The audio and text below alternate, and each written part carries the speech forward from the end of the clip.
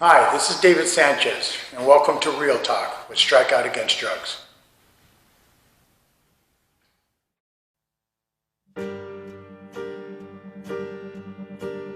For some reason, the lifestyle fascinated me, and I guess because I thought it was going to be fun. You think it might be innocent, or just using it once, or just using it to have fun. It does look like all fun and party and happy times, but drugs are the 100% complete opposite. It was literally that quick. I let my guard down, I tried it, and that was it. That was the end of it. I just happened to do the wrong thing at the wrong time. Hi, welcome back to Real Talk with Strike Out Against Drugs. Across our nation, there's thousands and thousands of people who are engaging in acts of self-mutilation or self-scarring or self-cutting. Most people think of that as, why are these people doing this? It makes no sense. It's kind of mind-boggling, and never really get a chance to understand the deeper side of these types of behaviors. Today we have Matt. Welcome, Matt, to the show. And Matt's going to talk about some of the stuff that he engages in when it comes to scarring yourself or cutting yourself, however you want to put it. So tell us a little bit about how this all led up to your childhood. Was there any abuse going on as a child? Yeah, more just, I don't know, just, it was alright, pretty much,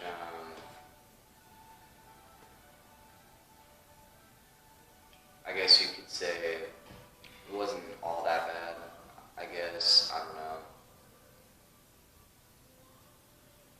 Was there any bullying going on in school? Abuse going on in school when you were, at your younger ages and things like that? Pretty much,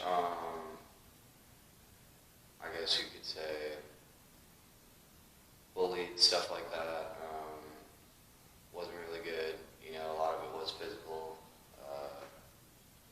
pretty much. I don't know, it's really weird, it was physical, but it wasn't like the way some people would want to put it, like physical, is in, getting hit, bites, stuff like that, and it Right. just really kind of sucked, Okay. and I had to protect my sister a lot because she would get bullied too by the same people who were bullying me, I had to obviously step up, even though it wasn't really the greatest of decisions, but, it's what you do to protect your family. Right, right. So, most people, when they hear about people that are harming themselves, they think this guy must be crazy. He's got to have some mental illness or something like that. How do you feel about that? It sucks, yeah. You kind of either are born with it or you develop it, But pretty much it's just kind of like, I don't know, just, you kind of learn ways to deal with it, Okay.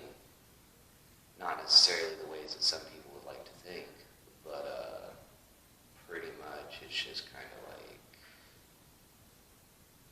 I don't know, the way I deal with it was drinking, smoking pot, stuff like that. Right. Even though I wouldn't drink as much as people think, but at a later age, I started doing harder drugs and stuff like that. And I was weird on it, but I never, so pretty much it was just kind of like,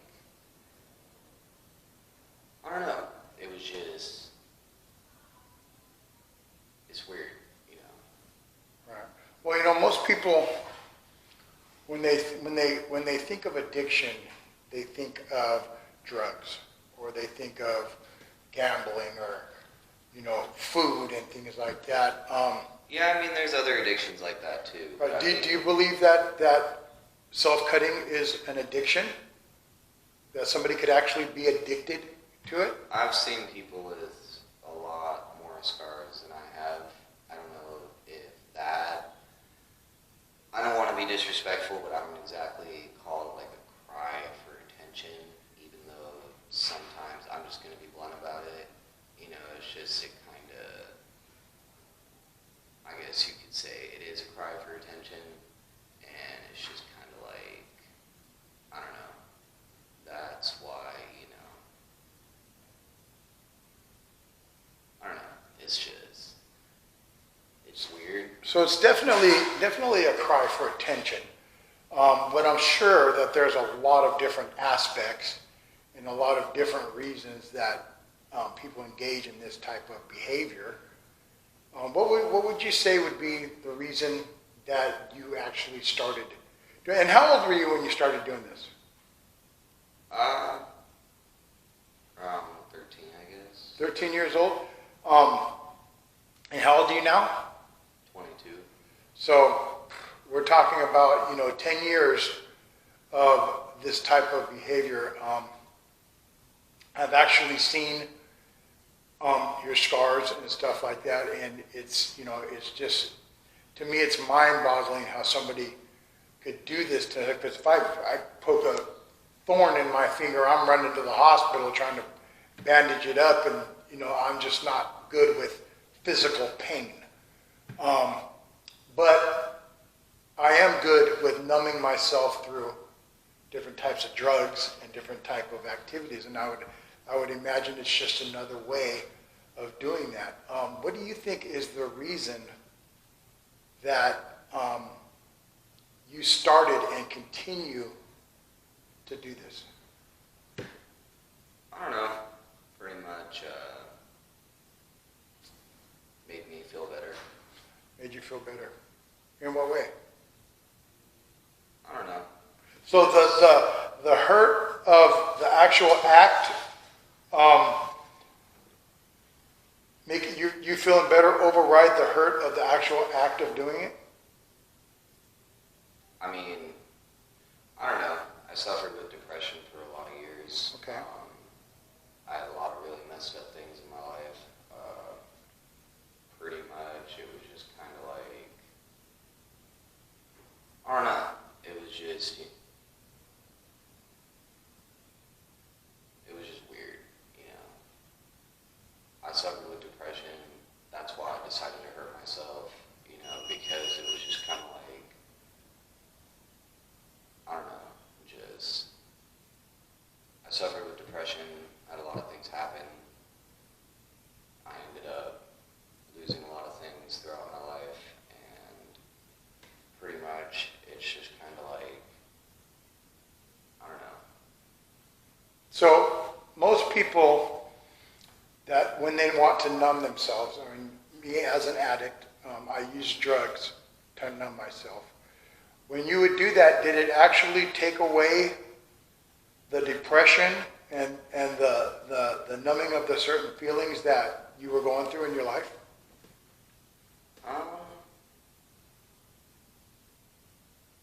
The reason why I went to drugs was because, I was sober throughout a lot of my life. And I didn't really pick up, cigarettes, weed, alcohol, meth, and then experimented with other things when I actually got homeless and didn't have a place to stay. And it was just... So let me ask you this. When things aren't going really good in your life, maybe you're homeless, maybe you have no money, maybe things are going on with your family, do you get like an urge to start to harm yourself? Yeah. It just makes me feel better, I guess you could say. And pretty much it was just kind of like, I don't know, just, honest, like, I kind of, want to, like, explain things, but, like, I'm not going to be rude, but, it's just more straightforward questions would be nice, I guess you could say. Well, that was a straightforward question. Do you get urges of harming yourself when you're going through still depressions and things like that? I don't know. Just, I don't know, it was just weird. The pain thing, I always kind of had like a high pain tolerance, honestly.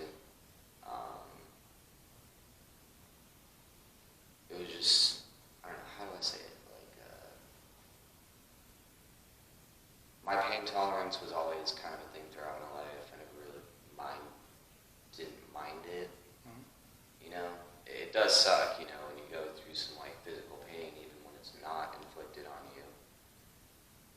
It kind of sucks, you just, I don't know, some people do it like in a way where they feel alive, or they want to feel alive. Right. And then some people do it just out of a cry of attention, and just poor me, and just, everything sucks, and it's like, I'm not one to complain, I mean, if I do, I used to as a kid a lot, and then all throughout my teenage years, and, so on and so forth.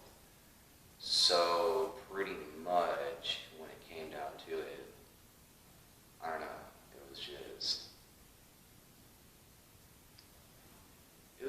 I don't know. It's hard to explain. Yeah, I get it. pretty much. So let me ask you this. It's been a while since you've engaged in this activity, right? How do you feel about staying abstinent from doing that type of stuff to yourself? It's got to be a good feeling. I mean, yeah, but, I do have, like, really bad anger issues, and sometimes I have to, like, hit things, like, when I take out my anger, it's physical. Right. But problem is, though, is that I do kind of have, like, a little power behind my hit if I am upset enough, and so pretty much it's just kind of like, I don't know. It's just, it's weird, Okay. Just so the viewers understand the severity of these things that you go through, how much of your body have you scarred up? A lot. I wouldn't say that, like, I've broken every bone in my body. No, I'm talking about scarred up with razors and things like that. A while. I've done it since I was, like, 13. No. How much of your body have you done that? Pretty much, a lot. Like, I wouldn't say, like, a lot of my body is, scarred up just because of that. I mean, I do like to skateboard, stuff like that. I do like to kind of go on adventures and, kind of test my limits. But, I don't know, it's just a way. It's not like I try to do this shit, but pretty much it's just kind of like, I don't know, like, it's just... So would you say 30% of your body you've cut up? Arms, chest? I mean, yeah, but it's Okay. just... I just wanted them to get a feel of what's going on with you. So we're just trying to figure out, how long this has been going on and what you've done to yourself behind this type of illness. It seems like there's some stuff that you don't want, and I 100% understand. It's very personal stuff. I want to thank you for coming on the show and kind of giving your heart and soul out to us. It's very, very personal to you.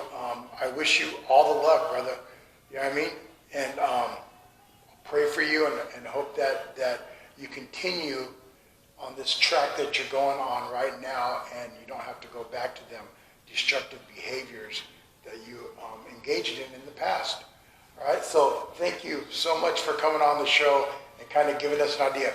In 1 minute, if there was something that you would say to somebody that is in your position, that is engaging in these types of behaviors, what would you say to them? Look in the camera right there. The best I can say is, obviously you saw how hard it was for me to talk about it, only because it's like the reason why I do the things that I do is because it's just different, I guess you could say. I do the things that I do because it makes me feel better. Some people would call it an illness. Some people would call it just an addiction to what I like to do.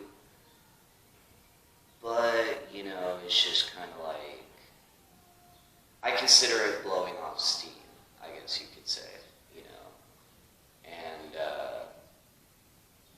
it's not to cause a destructive manner. It's not to cause, a fight. It's not to send bad signals. It's just, I do it just to release my steam because some people are a little stronger than they look. That's why if anyone's ever been bullied, if anyone's ever, been in any kind of tough situation, it's just, we tend to blow off steam a different way just because we choose not to hurt others or hurt our loved ones or in any kind of manner and sense because we just don't want to feel guilty later about the things that we did. So. Okay, again, thank you for coming on the show. So the act of self-injury are so often bloody and horrifying that it makes it harder for people to be thoughtful about what these acts really mean. There's a tendency to panic when you see someone you care about bleeding from self-inflicted wounds or covered with scars. Such panic interferes with thinking and makes it harder for people to understand the motives behind self-injury. Thank you for tuning in to our show. That's it for today. We'll be coming back next week with a new show, a new topic. I'm David Sanchez, and this is Real Talk with Strikeout Against Drugs.